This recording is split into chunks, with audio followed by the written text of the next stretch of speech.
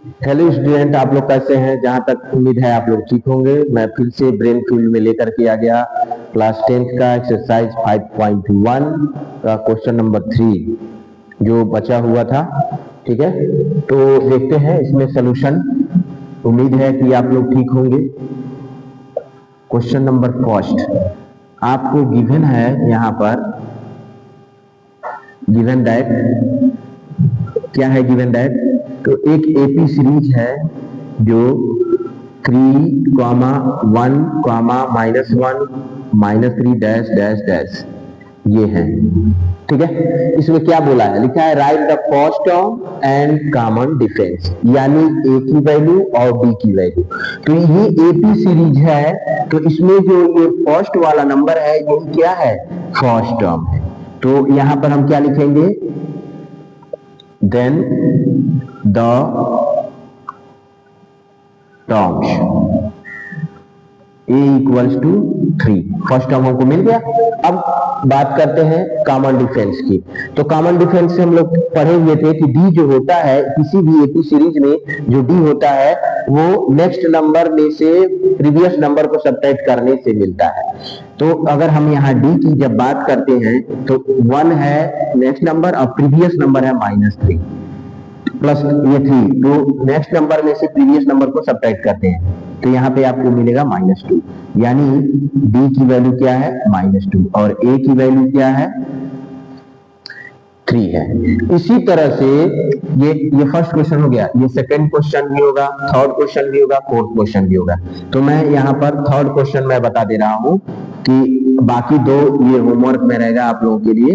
ये होमवर्क रहेगा, ये आप लोग करके बताइएगा कमेंट बॉक्स में। ये क्वेश्चन नंबर थर्ड है जो रेशनल फ्रैक्शन में गिवन है।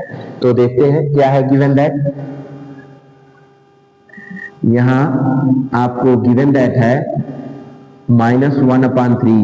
ये एपी सीरीज में है, तो एपी सीरीज में है तो 1/3, 5/3, 9/3, 13/3 डैश डैश डैश। ये आपको एपी सीरीज गिवन है। फिर जैसे मैंने यहाँ पर लिखा है वैसे फिर यहाँ पर भी हम लिख रहे हैं। ये एपी हो गया। देन द टर्म, तो देन द टर्म क्या होगा? Then the terms, then the term, तो टर्म में कौन सा हमको टर्म बताना था? ए, तो इसका ए टर्म फर्स्ट टर्म यही है, तो 1 क्या हो गया? 3 हो गया। ठीक है, अब एंड डी क्या है? तो हम अभी बोले थे कि नेक्स्ट नंबर में से प्रीवियस नंबर को सब्ट्रैक्ट करेंगे। तो नेक्स्ट नंबर ये है, प्रीवियस नंबर ये, तो नेक्स्ट नंबर है आपका 5/3 -1/3। जब इसको सॉल्व करेंगे तो दोनों का एलसीएम क्या होगा? 3 और 5 -1, तो आपका डी की वैल्यू यहाँ पे आ जाएगा 4/3। यानी इस एपी सीरीज में डी की वैल्यू ये हो गई और ए की वैल्यू ये हो गई। ठीक है, इसमें दोनों आप लोग फाइंड कर लिए। अब इसी तरह से इसमें भी करना है, तो दोनों में फर्स्ट टर्म ये हो जाएगा, सेकंड इसमें फर्स्ट टर्म ये हो जाएगा, डिफरेंस इसमें से इसको सब्ट्रैक्ट कर देना, उसी तरह से इसमें से इसको सब्ट्रैक्ट कर देना, तो कॉमन डिफरेंस लिख जाएगा। ये लिखने का तरीका है। ये आपको ऑब्जेक्टिव क्वेश्चन पूछता है, तो ऑब्जेक्टिव क्वेश्चन वाले जो होते हैं वो क्वेश्चन इसी तरह से बहुत इजी होते हैं, जो देख करके आप बताएं। जब ये क्वेश्चन करेंगे तो प्रैक्टिस हो जाएगा बार बार करने से, तो इजीली हो जाएगा। ठीक है, अब देखते हैं इसका नेक्स्ट क्वेश्चन।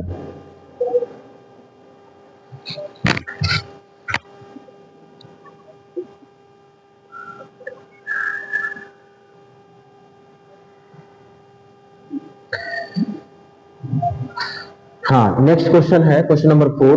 इसमें टोटल आपको दिए गए हैं, इसमें 15 क्वेश्चन है, लेकिन मैंने फिलहाल 4 ही लिखा है। ठीक है, इसमें क्वेश्चन क्या है? Which of the following are AP, if they have an AP then find the common difference d and write the 3 more terms. इस क्वेश्चन में ये बोल रहा है कि ये चेक करके बताना है क्या ये एपी में है कि नहीं है। अगर है तो कॉमन डिफरेंस बताइए और फिर इस 16 के बाद 3 टर्म नेक्स्ट और बताना है। ठीक है, तो उसको हम कैसे करेंगे ध्यान से देखिए। सॉल्यूशन है, अगर इसका आप सॉल्यूशन निकालते हैं, जैसे मान लीजिए मैं फर्स्ट क्वेश्चन कर रहा हूं, तो फर्स्ट में आपको गिवन है क्या, तो गिवन दैट है, आपको पहले इसमें चेक करना है कि एपी सीरीज में है कि नहीं है। गिवन दैट में है 2 4 8 16 डैश डैश डैश। ध्यान से देखिए, एपी सीरीज में चेक करने के लिए मैं आप लोगों को बताया था कि always be the common difference be the equal of any series, that series is called AP series. अगर ये सीरीज दिया हुआ है और इसमें हर एक 2 नंबर का कॉमन डिफरेंस अगर इक्वल आ रहा है तो वो एपी में है, अगर नहीं आ रहा है तो एपी में नहीं है। यहां हम देखते हैं डी की वैल्यू फाउंड करते हैं तो 4, अगर मैं यहाँ सॉल्व करता हूं इसको, हियर 4 माइनस 2 इक्वल्स टू 2, फिर देखते हैं 8 माइनस 4 इक्वल्स टू 4, फिर 16 माइनस 8 इक्वल्स टू 8। कहाँ कॉमन डिफरेंस इक्वल आ रहा है?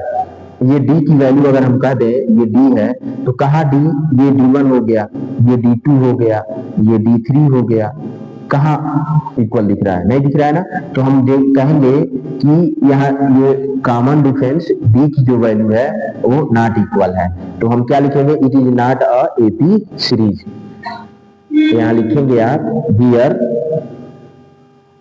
द कॉमन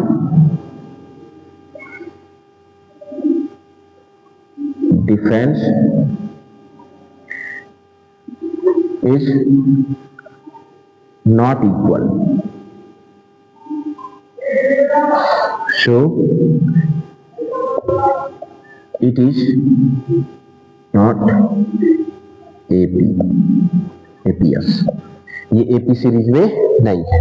अब ऐसे अगर हम यहाँ सेकंड वाले क्वेश्चन को, ये फर्स्ट क्वेश्चन हो गया, अब ऐसे सेकंड क्वेश्चन को अगर हम करते हैं तो सेकंड क्वेश्चन आपको क्या गिवन है? ध्यान से देखिए, गिवन दैट में है आपका 2 5/2 3 7/2 डैश डैश डैश। अब ये एपी सीरीज में है ही नहीं तो इसका ना हम नेक्स्ट टर्म लिखेंगे ना कॉमन डिफरेंस फाइंड करने की जरूरत है, वो नेक्स्ट टर्म फाइंड करने की जरूरत पड़े। अब इसको चेक करते हैं, अब इसको चेक करते हैं कि एपी सीरीज में है कि नहीं। तो अगर मैं यहाँ राइट करता हूँ हियर 5/2 माइनस 1 सॉरी 2/1, तो करेंगे दोनों का एलसीएम क्या हो जाएगा? 2 हो जाएगा। इससे इसमें मल्टीप्लाई 5 और फिर इससे इसमें मल्टीप्लाई 4, क्या आ गया? 1/2, ये आ गया। फिर अब 3 में से 5 को सबसेट करते हैं, 3 माइनस 5/2, तो दोनों का एलसीएम क्या हो जाएगा? 2, फिर इससे इसमें मल्टीप्लाई करेंगे तो 6 और माइनस इससे इसमें मल्टीप्लाई करेंगे तो कितना होगा? सॉरी, दोनों का एलसीएम हो गया यहाँ 2, अब इससे इसमें मल्टीप्लाई करिए तो 6 हो गया, माइनस अब इससे इसमें मल्टीप्लाई करिए तो कितना हो गया? 5। देख रहे हैं क्या आ रहा है? 1/2। फिर नेक्स्ट टर्म में देखते हैं 7/3, 7/2 में से 3/1 को सब्ट्रैक्ट कर रहे हैं तो दोनों का एलसीएम क्या हो गया? 2। अब इसका इसमें मल्टीप्लाई करते हैं, 2 1 जा 2, ठीक है, तो इसका इसमें मल्टीप्लाई करेंगे क्या आएगा? 7, माइनस इसका इसमें मल्टीप्लाई करेंगे 6, क्या आ रहा है? 1/2। तो हम ये देख रहे हैं कि कॉमन डिफरेंस सबका क्या आ रहा है? इक्वल आ रहा है। तो ये लिखेंगे then d equals to 1/2। Now